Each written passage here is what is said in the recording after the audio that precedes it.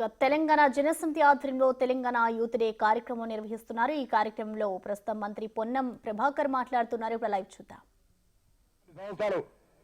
సమ్మెలు ESMA కింద ఉండేటువంటి పరిస్థితి ఉంటే కూడా నై చెలేగా బస్కపయ్యా నై చెలేగా అని చెప్పి మొత్తం జనజీవనాన్ని స్తంభింపజేస్తే, సింగరేణి లాంటి సంస్థల బొగ్గు ఉత్పత్తిని బంద్ చేస్తే, దక్షిణ భారతదేశ గ్రిడ్ విద్యుత్ ఉత్పత్తికి భంగం కలుగుతుంటే దేశం అంతా కూడా కదిలినటువంటి పరిస్థితులలో ఇవాళ తెలంగాణ సకల జనుల ఆకాంక్ష.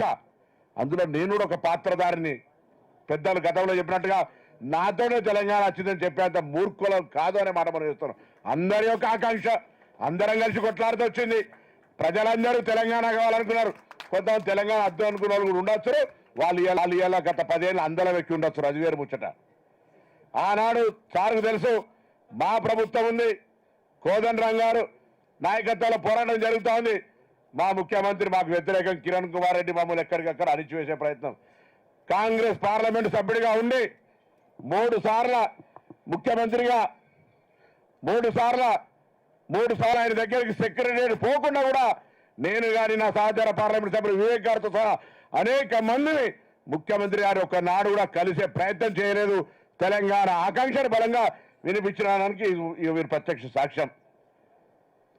ఆనాడు పార్లమెంట్లో పోరాటం జరుగుతుంటే నిజంగా చెప్తున్నా, తల్లి కూడా ఏదో క్రమశిక్షణ తప్పితే గట్టిగా వార్నింగ్ ఇస్తుంది. కానీ 15వ లోక్సభ మా పేరు మీదనే వెళ్ళిపోయింది.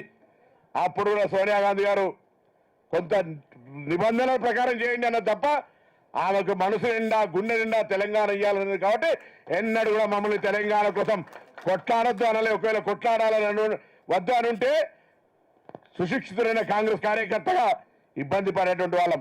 ఎన్నడైనా తెలంగాణ కోసం పోరాడుతుంటే తెలంగాణ పార్లమెంటు సభ్యులు మొత్తం పార్లమెంటు ఆఖరికి రాష్ట్రపతి ప్రసంగాన్ని అడ్డుకునే చరిత్ర సృష్టిస్తే 48 గంటలు పార్లమెంట్ తంతల ముద్ర పంటే అన్ని రకాలుగా సహకారం అందించారు. సరే, పార్లమెంట్ బిల్ సందర్భంగా పెప్పర్ సంఘటనలు వేరు. కానీ సోనియా గాంధీ గారి సహకారం లేకపోతే కూడా ఈ తెలంగాణ ఏర్పాటు అయ్యేది కాదు అనే మాట కూడా ఈ సందర్భంగా